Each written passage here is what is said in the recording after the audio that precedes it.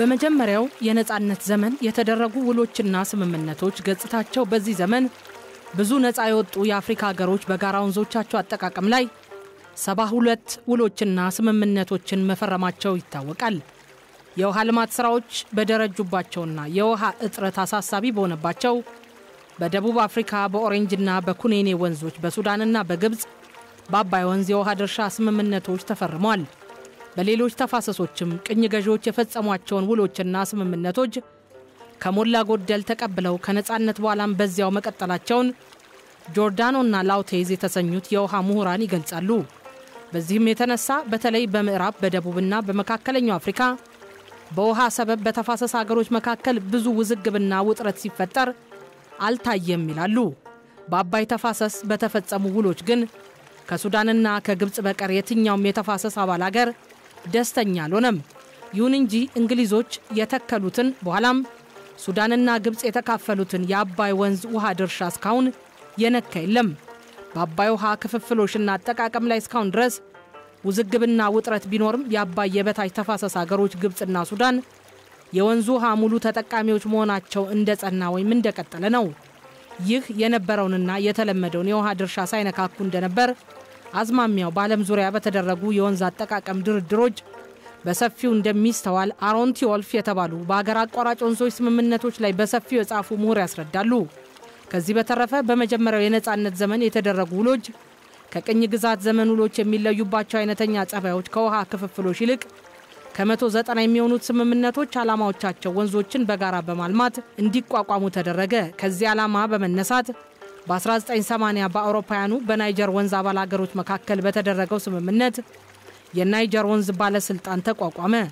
የባለስልጣኑ ዓላማ በናይጀር ወንዝ ተፋሰስ አባል ሀገሮች መካከል ጠንካራ ትብብር ህብረት መፍጠር፣ በናይጀር ወንዝ ወይም ገበቴ ውስጥ በኃይል ማመንጨት፣ በውሃ ሀብት፣ በግብርና፣ በከብት እርባታ፣ በአሳ እርባታና አሳ ማጥመድ፣ በደን ልማት፣ በመገናኛ፣ በኢንዱስትሪና በመሳሰሉት የተቀናጀ ሁሉን አቀፍ ስምምነት መካሄዱንና ማረጋገጥ መከታተል ነበር። በተመሳሳይ የናይጀርን ተፋሰስ በሚመስል የትብብር መንፈስ የሴኔጋል ወንዝ ልማት ድርጅት፣ የጋምቢያ ወንዝ ድርጅት፣ የካጌራ ወንዝ ድርጅት፣ የዛምቤዚ ወንዝ ድርጅት፣ የአባይ የታችኛው ተፋሰስ ሀገሮች፣ የግብጽና የሱዳን ቋሚ የቴክኒክ ኮሚቴና የመሳሰሉት ተቋቋመ።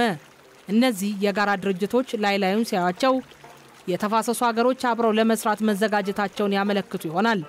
አንዳንድ ተቺዎች እንደሚሉት ግን ድርጅቶቹ በተፋሰስ ሀገሮች ውስጥ አነሳሽነትና ፍላጎት የተፈጠሩ ሳይሆኑ በአበዳሪ ሀገሮች ወይም በአበዳሪ ድርጅቶች ግፊት የተፈጠሩ ናቸው።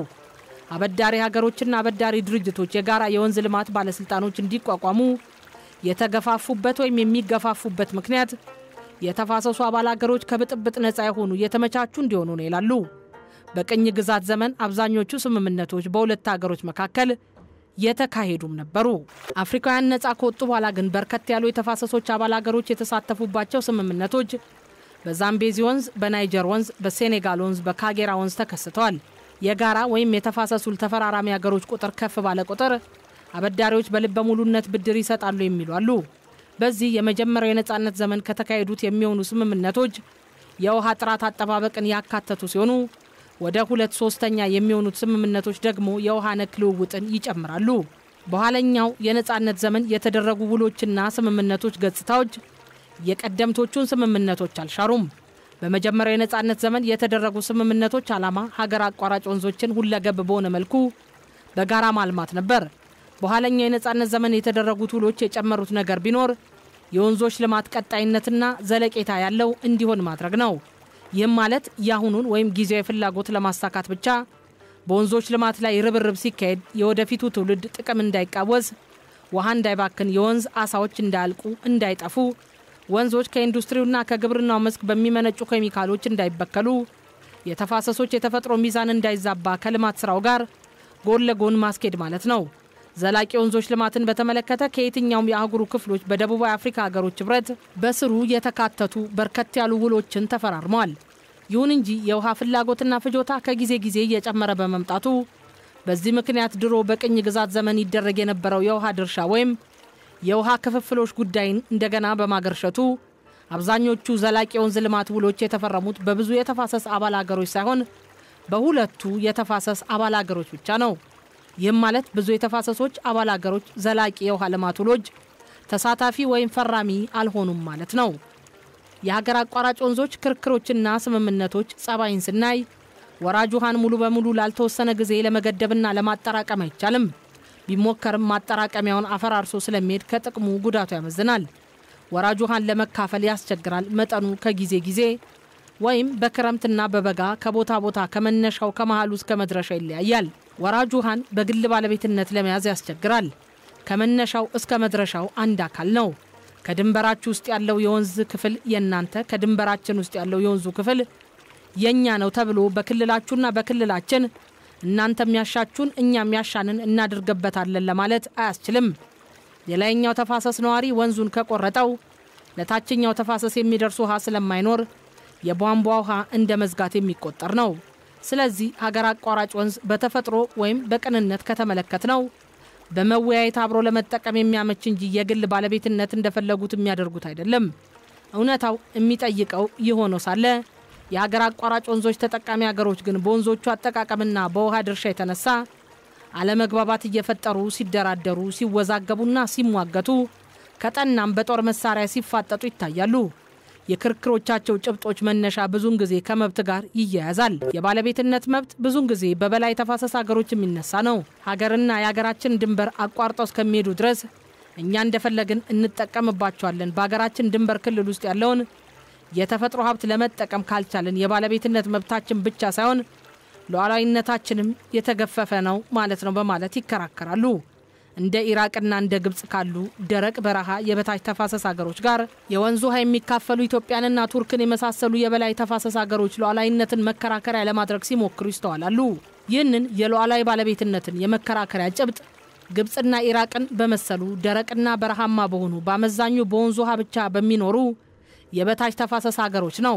ወንዞቹ ኢትዮጵያን፣ ምስራቅ አፍሪካንና ቱርክን ከመሰሉ ደጋና ዝናባማ ሀገሮች ተነስተው በረሃ አቋርጠው ሄደው ድርቅ በሚጠናባቸው የበታች ተፋሰስ ሀገሮች ጥቅም ላይ የሚውሉ የነዚህ ወንዞች የበላይ ተፋሰስ ሀገሮች በዝናብ ስለሚጠቀሙ ወንዞቹ ለረጅም ዘመናት ሳይጠቀሙባቸው ኖረዋል።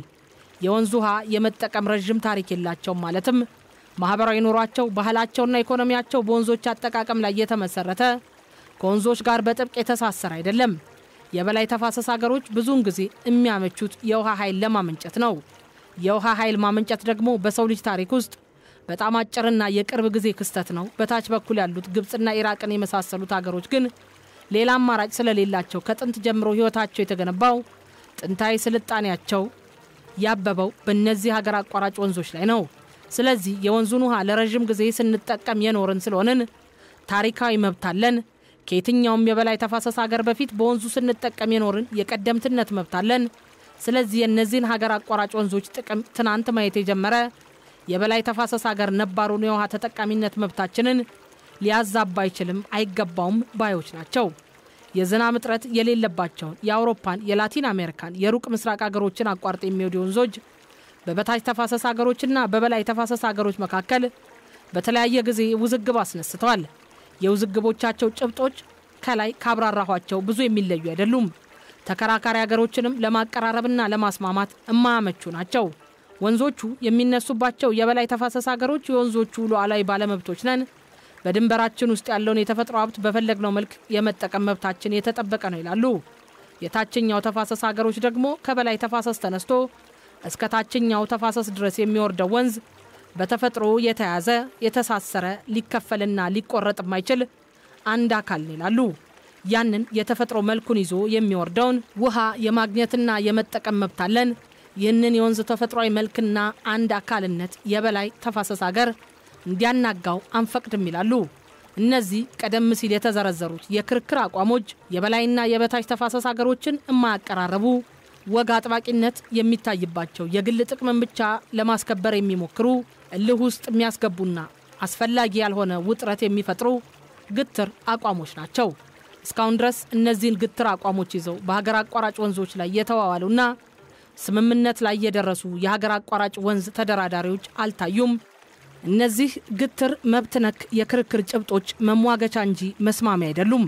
ብዙ የወንዝ ድርድሮችና ስምምነቶችን የመረመሩ እንደ ጊልበርት ዋይት፣ እንደ ቬቾስ ዴላፔና፣ ዌስኮትና አሮን ቲዎልፍ የመሰሉት የውሃ ምሁራን እንደሚሉት ተደራዳሪዎች መጀመሪያ በመብት ጥያቄ እነሱና በመጨረሻ ስምምነት ላይ የሚደርሱት ግን መብትን ከቁጥር በማያስገባ ለየት ባለ አስታራቂ ዘዴ ነው።